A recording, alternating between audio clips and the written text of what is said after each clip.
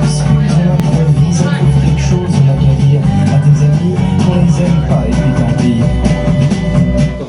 Attends, mais qu'est-ce que tu veux que ça me foute, cette excuse sur les embouteillages? Il les découvre, les embouteillages, hein? Ça fait 40 ans qu'il habite ici, il devrait être prévenu maintenant. À Paris, il y a des embouteillages.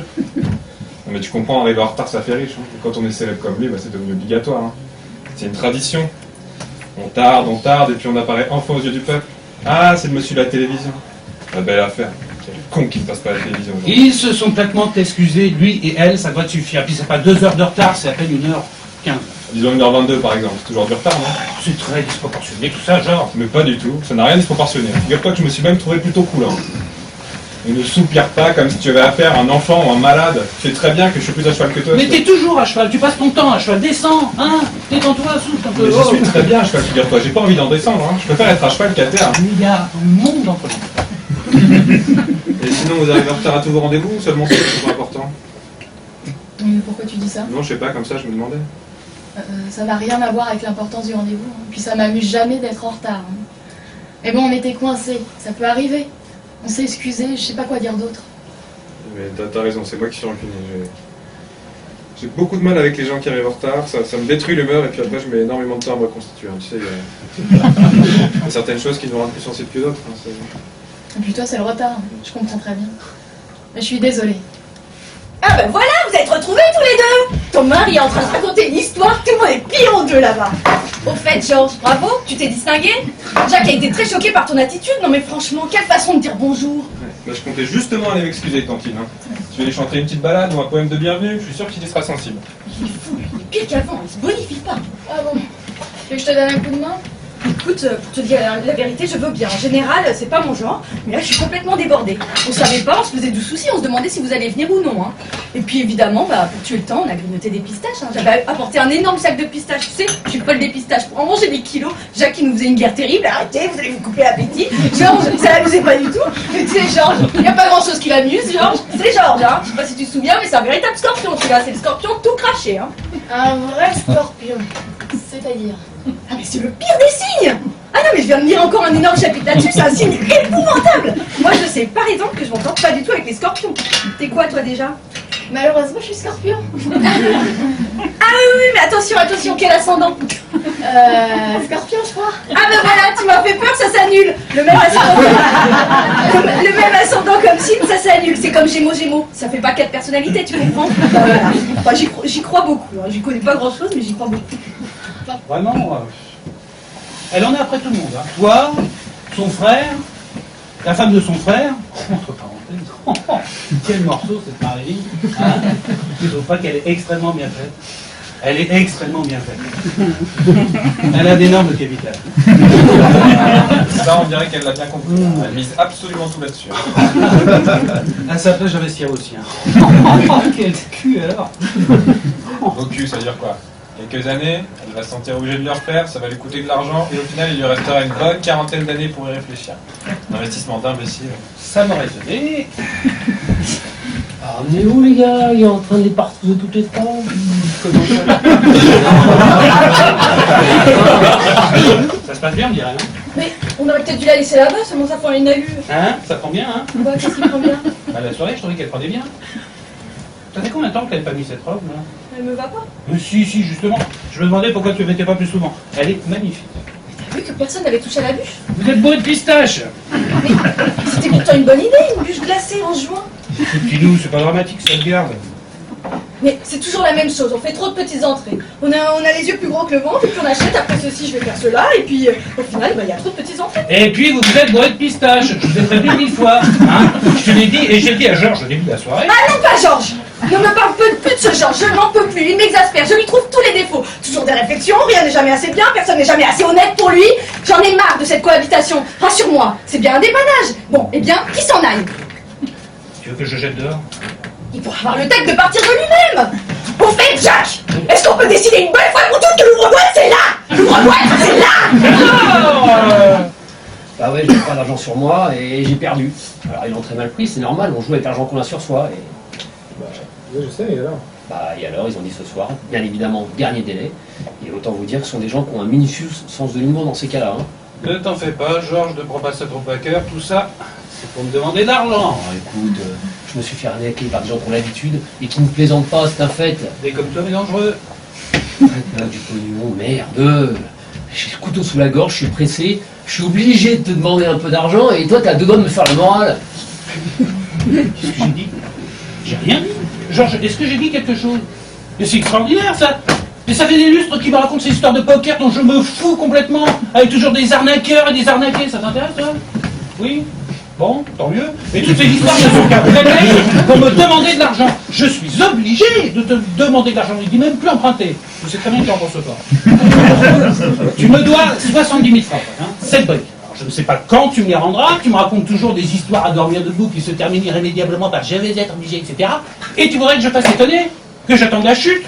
Alors que je la connais par cœur, moi, la chute. Hein. Je te fais pas la morale, Fred. Moi, je veux pas que tu changes de vie. Je veux que tu changes de banque. Voilà. Je ne suis plus ta banque et donc ta sœur non plus. C'est pas de la morale. C'est un décret. Ça a l'air bon ce que tu nous as fait là. J'ai fait du haddock. Je me suis dit que ça serait plus original que du saumon. C'est vrai, on fait toujours du saumon. Mais le haddock, c'est très bon. C'est moins à la mode, mais c'est très goûteux. Mais ça va pas trop griller, hein? Non, il est excessivement long. Le matin, on attend toujours des heures. Je hais ce pareil. Et toi? Oh bah je le connais pas encore assez, mais c'est vrai qu'il a l'air un peu lent. C'est ça. Je plaisante. Ce soir, je le trouve carrément éteint quand même. Hein. Non mais qu'est-ce que vous avez avec ça? Pourquoi vous voulez à tout prix que je sois gay? Non mais je me demande vraiment pourquoi vous attachez tant d'importance à ces choses-là. Toujours question d'être gay, souriant, en pleine forme. Non mais c'est une obsession. Hein. J'ai pas appris de bonnes nouvelles, j'ai pas gagné au loto, j'ai rien à vendre à personne. Je suis un être humain, pas un animateur. Hein.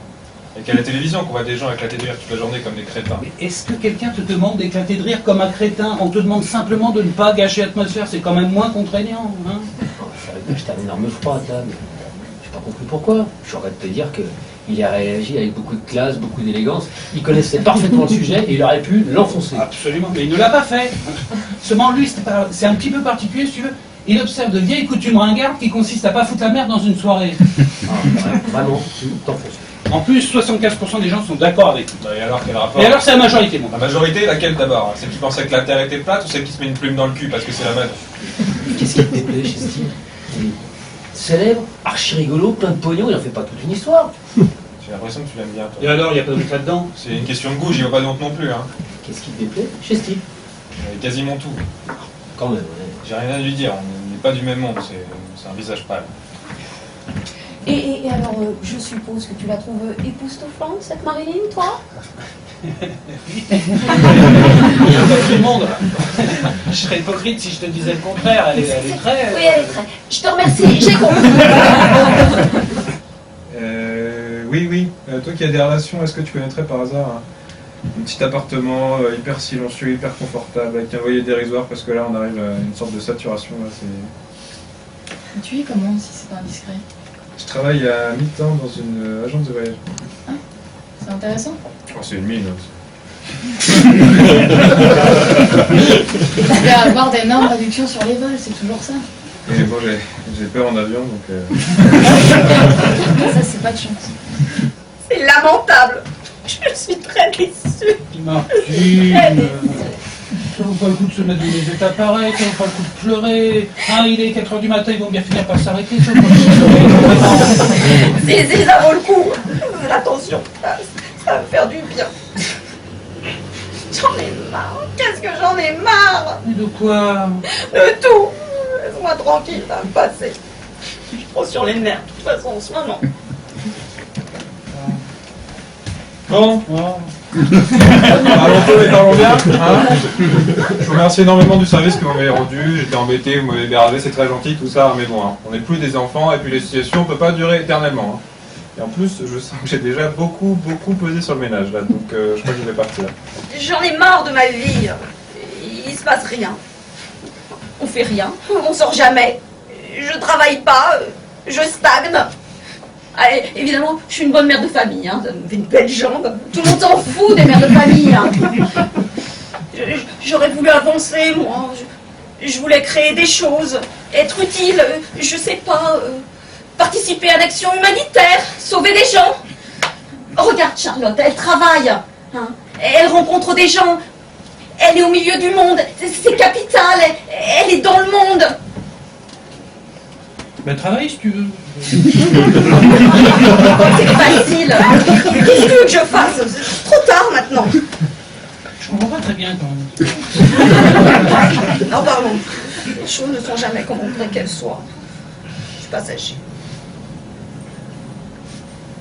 Et ça t'a pris d'un coup comme ça. Ce soir, tu te rends compte que tu voulais être au milieu du monde et tu n'y es pas. Et je crois que tu passes par un petit moment de dépression. Je sais pas quoi te dire. J'ai honte pour Fred, voilà, j'ai très honte. Et puis tout à l'heure, on sait plus où se mettre avec Marie. Je te dis que c'est pas grave. Tu permets, je parle à Charlotte. Pas grave, Jacques. Ben, moi, au contraire, je trouve que c'est très grave. Moi, je sais que c'est très grave. Non mais... Je te dis, tu peux me croire que mon mari est passionné par le jeu. De temps en temps il perd, de temps en temps il gagne, mais sincèrement t'as pas à t'en faire pour ça. Et puis de toute façon, tu pouvais pas prévoir. J'aurais dû. Connaissant Fred, j'aurais dû. Non, il a aucun scrupule. Hein. Non, si j'avais réfléchi un peu, je l'aurais pas invité. Hein. C'est minable. Hein. Il sait que je déteste ces combines, il plonge sur la moindre occasion. Il passe sa vie à essayer d'arnaquer les gens. Et alors, qu'est-ce que ça peut faire si les gens sont d'accord? Toi, je ne demande pas ton avis. Je sais très bien ce que t'en penses, hein, tu trouves ça génial, hein, parfait. Ailleurs, qu'est-ce que tu veux, je m'en fous, mais pas chez moi. Que j'ai l'air, moi. J'ai l'air de quoi? Ah bah, je peux te le dire si tu veux, il y a un mot qui me vient à l'esprit. Je t'ai déjà dit que la situation était très claire entre lui et moi. Quant à mon travail, je le fais bien, mon employeur est satisfait. C'est simple, non? Ah, c'est un choix, hein, c'est un choix comme un autre, hein, chacun ses goûts. Hein. Personnellement, je trouve juste qu'il manque une petite pointe d'amour. Une petite pointe d'amour, tu crois? Et tu peux m'expliquer mieux, là? Plus en détail? Toi qui manques de rien, là, tu devrais me donner des conseils, j'aurai peut-être une bonne note la prochaine fois. Ah, c'est pas fatigant d'être toujours mieux que les autres? Déjà, quand je t'ai connu il y a 10 ans, c'était exactement la même chose. T'étais tout seul, assis sur ton petit rocher avec la vérité suprême sous le bras, rigide, intraitable. Et 10 ans plus tard, je te retrouve, toujours à la même place, et le monde est toujours aussi lâche et corrompu, si j'ai bien compris. Mais tu crois pas qu'on a déjà entendu cet air-là, hein? Si, mais bon, c'est le seul que je connaisse. Je te parle, Marquis, si tu m'avais dit oui il y a 10 ans, tu serais peut-être avec moi sur mon petit rocher.